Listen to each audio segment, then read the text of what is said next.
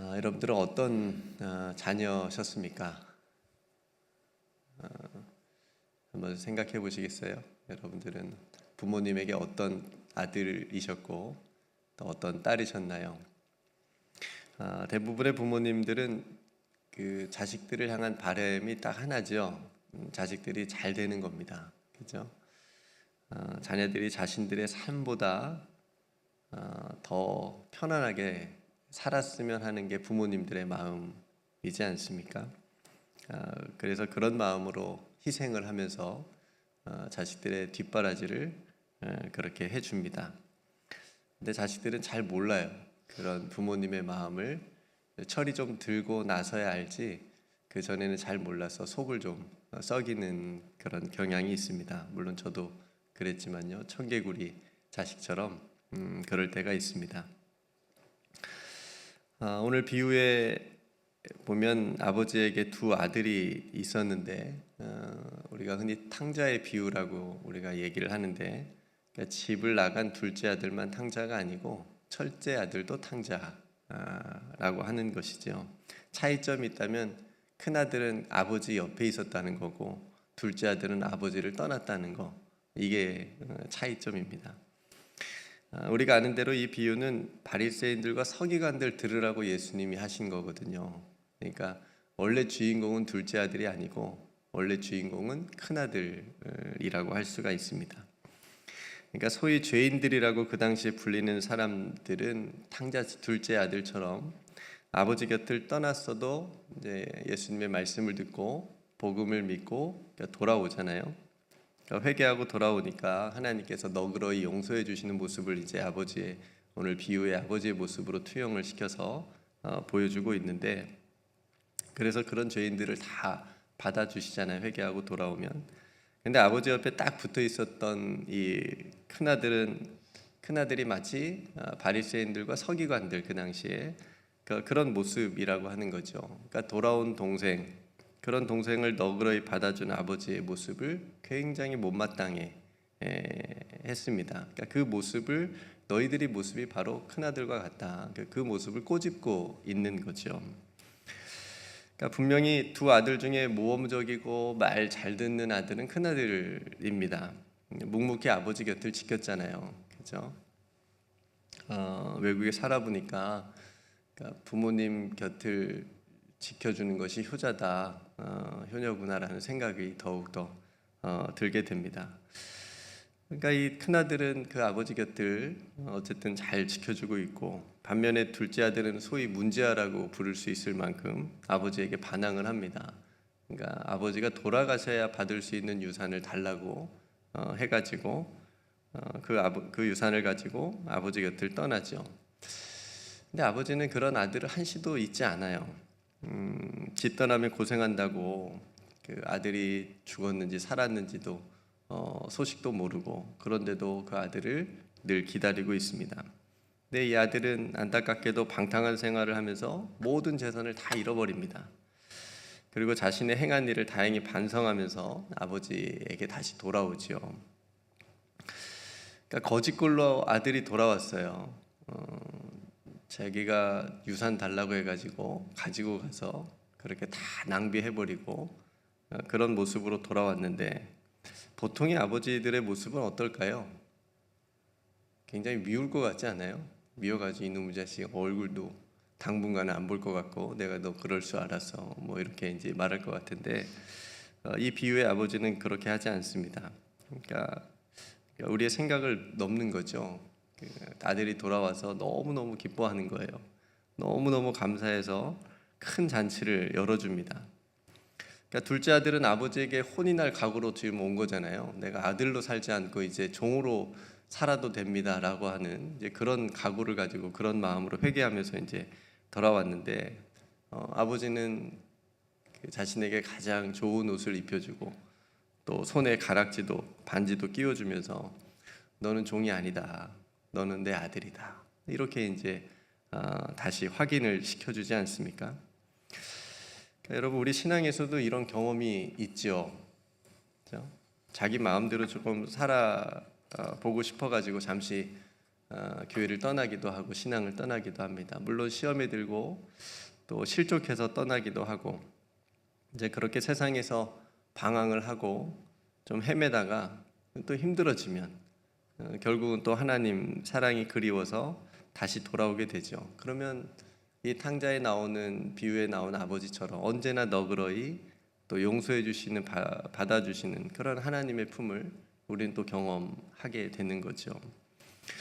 문제는 큰아들인 겁니다. 이 비유의 실제 주인공이라고 제가 말씀드렸는데 이 큰아들은 자기 동생이 그렇게 반성하고 회개하고 집에 돌아왔으면 반기고 기뻐해야 되는 거 아니에요?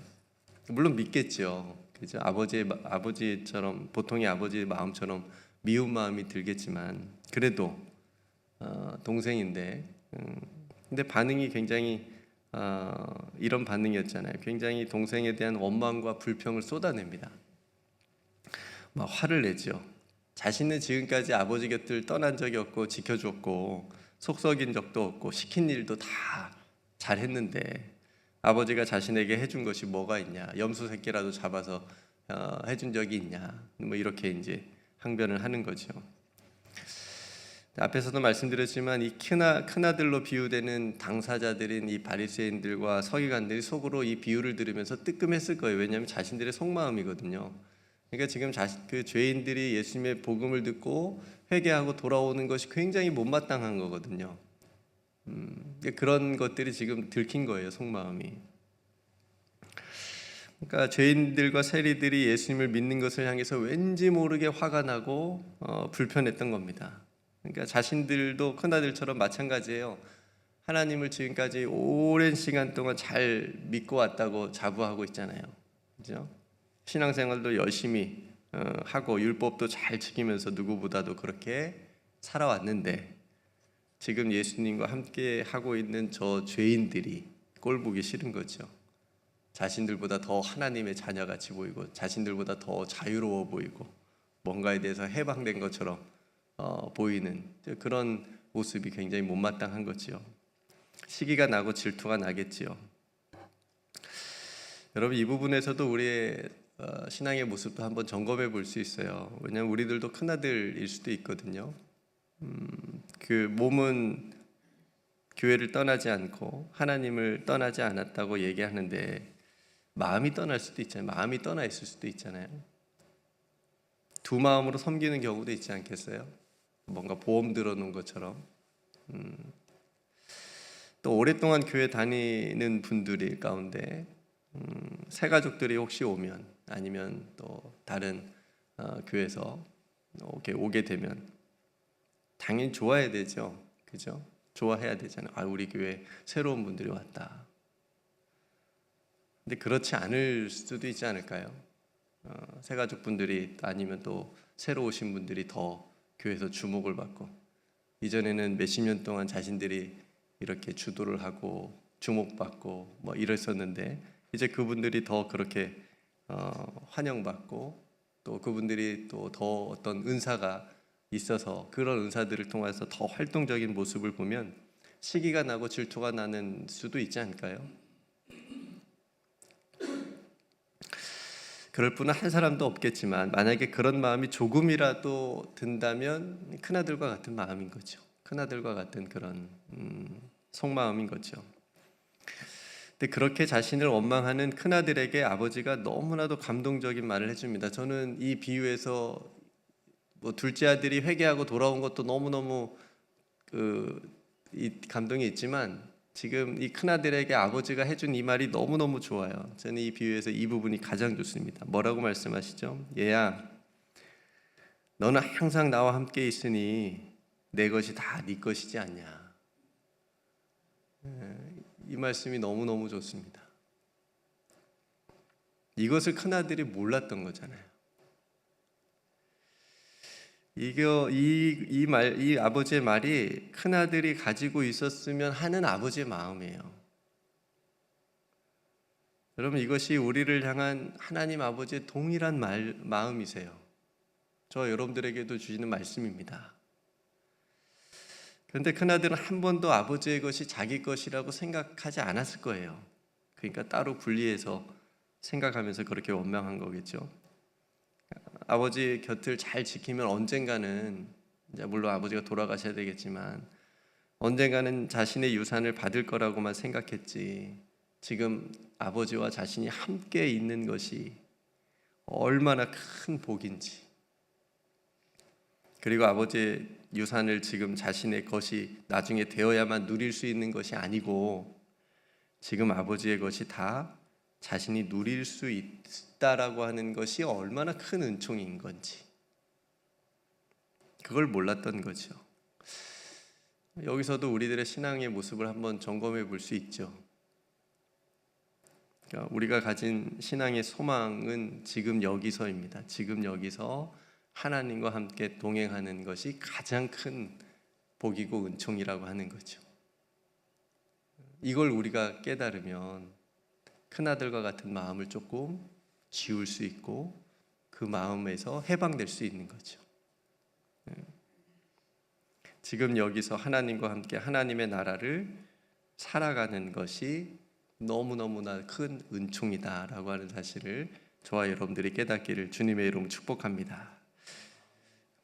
얘야, 너는 항상 나와 함께 있으니 내 것이 다 네 것이지 않냐라고 하는 음성, 오늘 저와 여러분들에게 주시는 말씀으로 듣기를 소망하고요. 이 믿음이 회복된다면 우리가 살아가면서 경험하는 조금 힘든 일, 또 어떤 고통, 어려움, 이런 것들도 하나님과 함께라면 하나님께서 주시는 하나님의 은혜를 또 누릴 수 있는 또 다른 은총이자 선물이라고 우리가 받아들이지 않을까 싶습니다.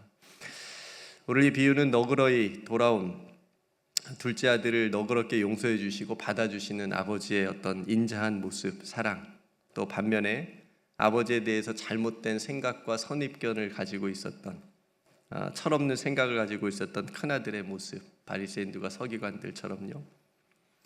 그러니까 오늘 이 비유에서 우리가 큰아들일 수도 있고 작은 아들일 수도 있습니다. 여러분들은 현재 어떤 아들의 모습으로 살아가고 있습니까? 둘째 아들의 마음이라면 언제나 너그러이 용서해 주시는 하나님의 품으로 다시 돌아가는, 회개하고 돌아가는 그런 저와 여러분들이 되기를 소망하고요. 그리고 큰아들의 마음이 좀 있다면, 내가 하나님과 지금 하나님께서 나와 함께 해주시는데 내가 왜 이런 마음으로 살아가지라고 하는 또 그런 마음을 회개하면서 하나님께서 늘 함께 해주시는 은총을 감사하면서 그 복을 오늘 또 누리면서 살아가는 저와 여러분들이 되기를 주님의 이름으로 축복합니다. 하나님 아버지는 늘 우리를 너그러이 품어주시고 또 용서해 주시는 하나님이시라고 하는 것을 여러분들이 기억하면서 오늘도 그 하나님의 사랑 안에서 승리하시기를 주님의 이름으로 축복합니다.